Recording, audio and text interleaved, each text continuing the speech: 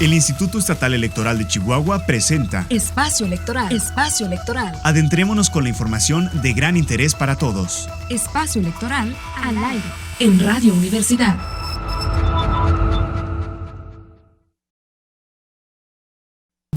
Vivimos en un mundo donde la violencia se ha normalizado y se ha extendido a los hogares, a las calles y a los espacios de trabajo. Hoy tenemos un tema que es el acoso y el hostigamiento sexual y laboral. Y para ello nos visita un experto en derechos humanos y en género. Él es el maestro Pablo Navarrete Gutiérrez, hoy en Espacio Electoral. Muy buenas tardes, Pablo. ¿Qué tal? Muy buenas tardes. Pues bueno, estamos hablando de acoso y hostigamiento sexual. ¿Cómo definimos el acoso y el hostigamiento sexual y laboral?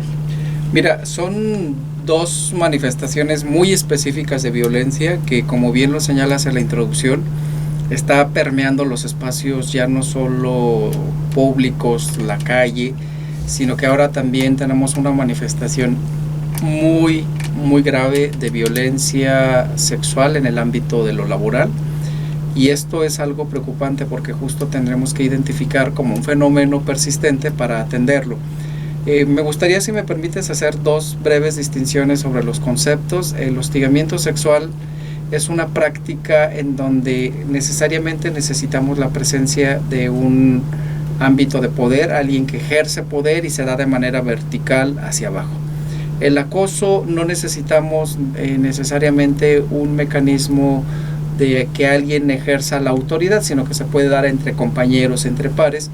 Y el espacio en donde se manifiesta esta violencia pues está siendo cada vez más preocupante que se dé en el ámbito de lo laboral. Tan es así que muy recientemente, el pasado 21 de junio, en la Organización de las Naciones Unidas y de manera particular la Organización Internacional del Trabajo, aprobó el convenio 190 contra el acoso y el hostigamiento laboral, porque está teniendo una manifestación muy fuerte.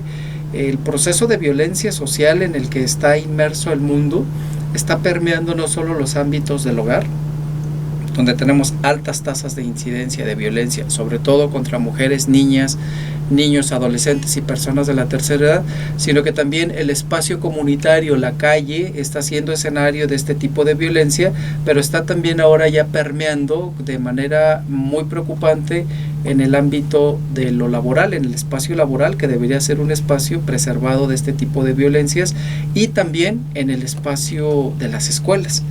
En México tenemos 4 lugares donde hay una alta incidencia de violencia contra las mujeres. El primero de ellos es el hogar, el segundo es la calle, el transporte público, las plazas. El tercer lugar donde hay mayor incidencia de violencia contra las mujeres es el ámbito laboral, el espacio del trabajo y el espacio de las escuelas. Entonces, con ese escenario enfrentamos un desafío muy fuerte, porque la naturalización y la normalización de la violencia, justo lo que nos está teniendo como efectos es que se estén manifestando en otros espacios, y como ya lo vemos normal y natural, ya no estamos teniendo la capacidad de cuestionar o de señalar que eso no es normal, que la violencia en el ámbito laboral es un delito y una violación a los derechos humanos. Así es, y recientemente estuviste en el Instituto Estatal Electoral con un taller que se llama precisamente Acoso y Hostigamiento Sexual y Laboral, ¿cómo identificarlo? Aquí nos planteabas, en el taller, nos ponías 3 puntos muy específicos, ¿no? Sí. Número 1, que el acoso y el hostigamiento son una violación a los derechos humanos. Así es. Y número 2, cómo identificarlo, y número 3, cómo prevenirlo. Para que nos explicaras primero o nos dijeras qué relación tienen los derechos humanos y la violación de los derechos humanos por medio del acoso y el hostigamiento. Sí, pareciera que el acoso laboral es una práctica en la relación de trabajo de un patrón frente a un trabajador, y que en la lógica de que ese patrón te paga, puede hacer contigo lo que quiera. Entonces, lo que estamos intentando con este tipo de ejercicios es, y de este taller que hemos dado acá en el instituto con prácticamente todo su personal, es plantear elementos de que el acoso y el hostigamiento en el ámbito laboral y donde se dé es una violación a los derechos humanos, porque alguien desde su posición de poder, ya sea como patrón, como empresario, ya sea como titular de una institución o director de alguna institución, ejerce un poder de manera pues contraria a los estándares de respeto a la dignidad de las personas, y entonces hay discriminación, violencia, acoso, hostigamiento, y eso tiene una repercusión sobre los derechos de las personas trabajadoras, porque tenemos derecho primero a un trabajo. La Constitución así lo establece en el artículo 123 constitucional, y la Ley Federal del Trabajo también en el artículo segundo párrafo habla y define con mucha precisión lo que es el trabajo decente, y dice que el trabajo decente, entre otras, tiene una serie de características. La primera es que es un trabajo que respeta la dignidad de los trabajadores y de las trabajadoras, que hay reconocimiento a su labor con un sueldo, que hay seguridad social, y que se vive en un entorno en donde no hay discriminación por ninguna de las causas. Señala varias causas de discriminación por edad, religión, condición física, migración, etcétera. Y entonces es importante considerar que tenemos derecho a un trabajo decente, así lo define nuestra Constitución, y el tema de decencia del trabajo implica que haya reconocimiento a nuestros derechos. Si entonces alguien en un ámbito laboral genera actos de discriminación por razones de edad, o por razones de género, o por razones de discapacidad, está violando nuestros derechos humanos. Y nadie, aún así sea el patrón, el dueño de la empresa o alguien que esté dentro de una institución, tiene derecho a maltratarnos, humillarnos, ofendernos, porque tenemos derecho a un trabajo en condiciones dignas. Eso es algo muy importante considerarlo, y sobre todo bajo la premisa de que nadie puede discriminarnos ni violentar los derechos humanos, porque en el peor de los casos eso es un delito, y en el menor de los casos eso implica incluso un acto que puede traer una consecuencia sobre el responsable de esas prácticas. Entonces, eso es un primer elemento.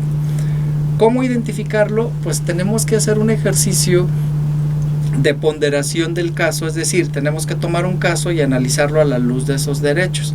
Es decir, si la ley dice que tenemos un trabajo digno y decoroso y que nadie puede maltratarnos ni ofendernos, tenemos que revisar que el comportamiento en mi centro de trabajo no esté cayendo en esos supuestos que prohíbe la ley. Es que no me quiero ver muy técnico, tengo una deformación de abogado, pero quiero hacer lo más simple la explicación. Es decir, si yo encuentro que en mi trabajo se me está discriminando por una razón de edad, por ejemplo, hace algunos años el tope de edad para conseguir un empleo en este país era 35 años, hoy ya estamos sobre los 25. Quienes han rebasado la barrera de los 25 ya están teniendo muchas dificultades para encontrar un empleo, lo cual es un absurdo, porque quienes tienen mayor edad tienen mayor experiencia y le pueden aportar más a un centro de trabajo, a una institución. Pero esto es parte del mercado, es decir, están utilizando a los trabajadores como una especie de, voy a hacerle publicidad al Kleenex, utiliza y desecha al ser humano, así es un poco la lógica.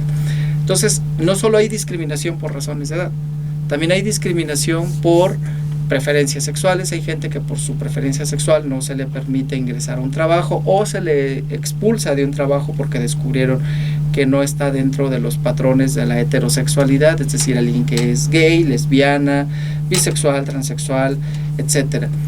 Pero también se discrimina a las mujeres en los centros de trabajo, que son las que llevan, digamos, la parte más fuerte de la discriminación, porque como hay un patrón social de discriminación que afuera, en la calle, justifica esta violencia en contra de las mujeres, se repiten en los ámbitos laborales estas prácticas de discriminación que afectan sus derechos. Y ahí tenemos el caso de muchas mujeres que llegan a sus empleos y que pueden estar eternamente ocupando el mismo espacio de responsabilidad y que no tienen capacidad de crecer.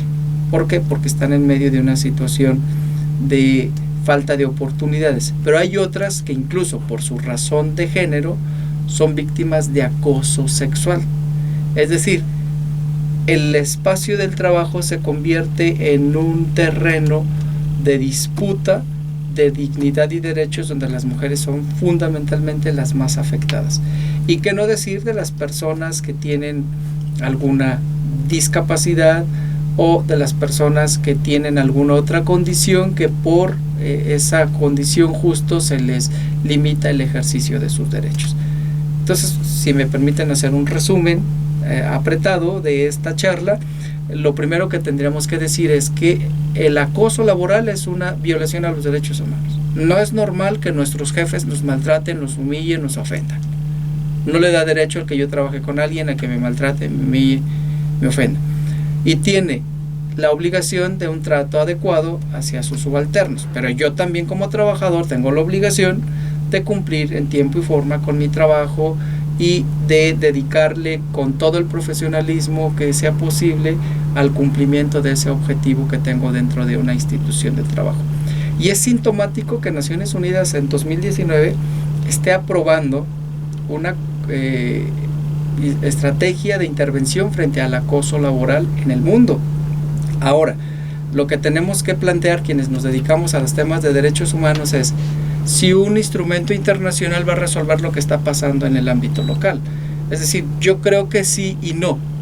Lo que nos está planteando es que tenemos que poner más atención en los temas del acoso laboral desde lo local, pero que el instrumento internacional nos sirva para reforzar lo que está haciendo el Estado, el gobierno y la sociedad para resolver problemas graves de acoso laboral, que no solo se da con los casos que he puesto, sino también con otras cuestiones que tienen que ver, por ejemplo, los despidos. Ahorita el Instituto Nacional de Estadística, el INEGI, acaba de sacar hace algunos días un reporte que es revelador y preocupante. En el primer trimestre del 2019 se incrementaron los casos de gente que tuvo que renunciar a sus empleos como consecuencia del acoso laboral. El INEGI, la estadística que plantea, habla de cerca de 24,000 personas que en el primer trimestre de 2019 tuvieron que renunciar a sus empleos por acoso y discriminación, y que nos coloca en la incidencia más alta de personas que han tenido que dejar su trabajo como consecuencia del acoso y del hostigamiento. Y eso es inadmisible. Eso es inadmisible. También hablabas de las afectaciones que traen consigo tanto el acoso como el hostigamiento, ¿no? Hablabas de afectaciones físicas, psicológicas, incluso de convivencia, ¿no? Que nos explicaras un poco cuáles son. Sí, mucha gente cree que no hay consecuencias sobre las personas, sobre sus vidas, ni sobre sus derechos. El acoso tiene muchas consecuencias. Somete a un estrés muy fuerte a las víctimas. Les genera estrés, tensión, depresión. Es decir, muchas personas encuentran luego en sus centros de trabajo centros de tortura, literal. Y hay gente que le cuesta mucho trabajo saber que tiene que levantarse al día a día para ir a un espacio laboral, para conseguir el ingreso necesario para sostener los gastos en su casa, y que se va a tener que enfrentar a un jefe que lo humilla, y no solo el jefe, sino que a veces los propios compañeros, compañeras van sumándose a esta espiral de discriminación y violencia, que ahí es donde entran los casos de acoso. En el acoso no necesita el jefe, sino ser los compañeros, los pares, los que te generan los actos de discriminación y violencia. Y entonces tu espacio laboral se convierte en tu centro de tortura, a costa de que te paguen algo por llevar el alimento o los gastos necesarios a tu casa. Y eso es algo muy grave, porque le está quitando el elemento de dignidad al trabajo. El trabajo es una manifestación de una necesidad social que debe de tener ciertos componentes o ciertos niveles de requerimientos. El trabajo tiene que ser digno y decoroso, y el trabajo se tiene que dar en condiciones adecuadas para quienes lo desarrollan, de tal suerte que lo menos que tenemos es lo que termine en TIS, es un problema de salud, gastritis, todo lo que colitis, todo lo que termine en TIS es un indicativo de que tu cuerpo está teniendo una reacción a ese entorno de violencia. Pero hay depresión, hay temor, la gente entra en procesos de mucha angustia porque están constantemente superando esos obstáculos que se imponen dentro de la institución y que es difícil trabajar en esas condiciones. Yo por eso siempre he planteado los espacios donde tengo oportunidad de compartir este tema. Estoy trabajando ahorita con la Universidad de Guadalajara estos temas, que están muy preocupados y ocupados por resolver problemas de acoso y hostigamiento en la universidad y en otros espacios académicos. Y yo lo que planteo e invito a las trabajadoras y a los trabajadores que sientan que están siendo víctimas de acoso, que acusen. Y la premisa es bien sencilla: si te acosan, acusa. Tenemos que terminar con la espiral de violencia contra las mujeres y las personas en los ámbitos de trabajo. El hecho de que alguien te conceda un trabajo no le da ningún derecho a maltratarte, ofenderte, humillarte. Ningún derecho le da. Y entonces lo que tenemos que hacer es blindar los espacios de trabajo de esa violencia que estamos viviendo en la calle. Estamos viviendo la peor violencia en la historia de este país. Los niveles de violencia nunca antes vistos los estamos viviendo ahora. Entonces ya están reflejados en el espacio. Fíjense qué grave al auditorio. Ya están reflejados en el espacio del hogar, que es el espacio más peligroso para las mujeres. Las calles son peligrosas. Los espacios de trabajo son peligrosos y los trabajos educativos son peligrosos. Entonces, ¿a dónde vamos a parar? Como dice una canción. Tenemos que ir limpiando los espacios de estos entornos de violencia. La violencia no es normal.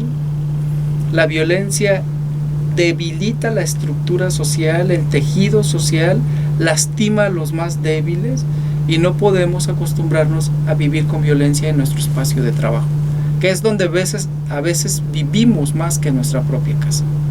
Convivimos más que con nuestros propios familiares, con nuestros compañeros de trabajo. Entonces tendremos que aspirar a tener espacios laborales libres de violencia y de discriminación, y que la gente se levante con entusiasmo, como miles de personas lo hacen en este país. Millones de personas, no miles, millones de personas que se levantan con ánimo, con entusiasmo de ir a trabajar un espacio donde son respetados su dignidad y sus derechos, y que tengan un sustento económico conseguido en condiciones de dignidad para su familia.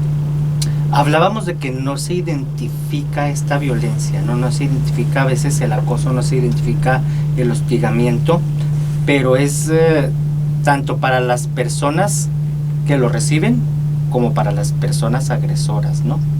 Entonces, si no lo identificamos, si no identifico yo que soy agresor, o si no identifico yo que me están agrediendo, ¿qué puedo hacer yo para ver esta situación, ¿no? Para darme cuenta de que yo también soy agresor o víctima. ¿De qué lado estamos? Sí, es un planteamiento bien importante el que tú haces. Creo que hay que insistir mucho en la desnaturalización y la desnormalización de la violencia. Es decir, tenemos que quitarle el carácter de normal a la violencia. Estamos inmersos, repito, insisto, en un ciclo de violencia inusitado, nunca antes visto. El propio secretario de Seguridad lo ha declarado, que vivimos una época mucho más violenta que incluso en el último acontecimiento armado de dimensiones fuertes como fue la revolución. Tenemos que quitarle el componente de normal y de natural a esa violencia. Y entonces en eso entrar en un proceso de discernimiento y de analizar cómo son mis relaciones en el ámbito del trabajo. Como patrón, respeto los derechos, pago lo que debe o lo que marca la ley, doy utilidades a mis trabajadores, les tengo condiciones de seguridad social, tengo capacitación, es decir, si reúne los estándares del trabajo digno que establece la Ley Federal del Trabajo en el artículo segundo párrafo, que hay que checarlo, hay que leerlo. Les pido por favor que se den un tiempecito para checarlo. Pero también en la otra es, el trabajador tiene que hacer un proceso de discernimiento de la situación laboral. Muchos trabajadores y trabajadoras sí alcanzan a identificar que las cosas no están bien, pero se lo callan como una medida de supervivencia, lo cual es trágico. Es decir, yo entiendo que todos tenemos necesidad al trabajo, pero no podemos soportar, no podemos permitir niveles de humillación y de afectación a nuestros derechos cuando estamos en un entorno laboral tóxico. Es decir, patrones que no respetan nuestros derechos, que no nos pagan lo que se debe, que no nos dan seguridad social, que no nos dan prestaciones de ley, que el aguinaldo nunca lo vemos, y que esas son las formas mucho más regulares de violencia laboral. Pero hay muchas otras detrás, más ocultas, que son mucho más difíciles de identificar. Pero yo, de mi experiencia, sí te puedo decir es que hay más intuición desde la parte trabajadora de cuando las cosas no están bien, porque hay un sentido, es como el sexto sentido que se desarrolla, pues decir, aquí las cosas no están bien, pero me lo callo porque es lo que tengo. Entonces eso es indigno. Imagínense alguien que tiene que llevar el sustento a su casa soportando una serie de torturas, de maltratos y de humillaciones. Eso no es adecuado.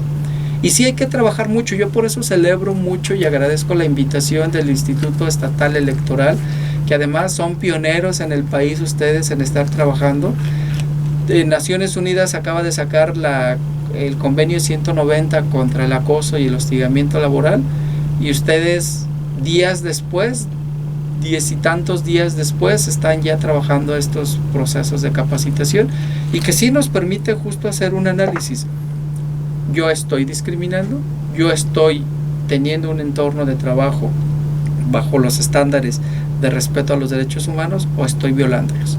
Y también ubicar al trabajador. Yo estoy siendo víctima de acoso, yo estoy contribuyendo a una institución que garantice y respeta mis derechos humanos, porque la idea es cambiar este estado de cosas. Yo no creo que el trabajo tenga como maldición, siguiendo la teoría de que tuvimos que trabajar porque desaprovechamos, porque somos condenados, porque fuimos condenados como una consecuencia de un mal acto. Yo no creo. El trabajo te dignifica, el trabajo como derecho te dignifica y te realiza como ser humano.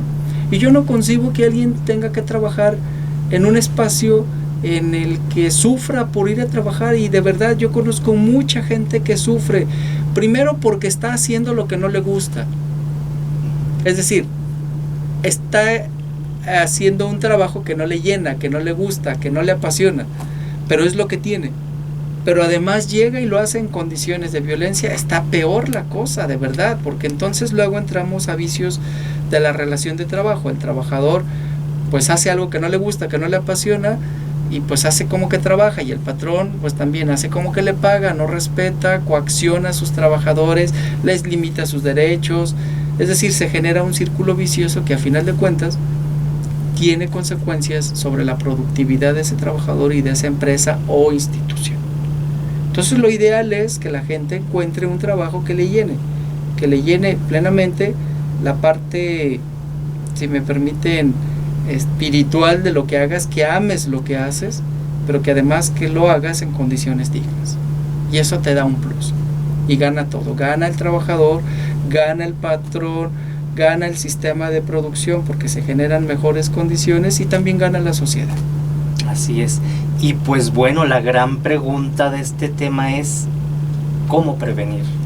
¿Cómo prevenir? Yo tengo una fórmula de prevención que es muy sui generis. Yo creo que la mejor fórmula de prevención es la sanción. Yo no le encuentro otra salida. Para todos los casos de violencia, de los temas que estamos trabajando, el tema de la violencia contra las mujeres, ¿cómo se va a prevenir? Sancionando a los agresores.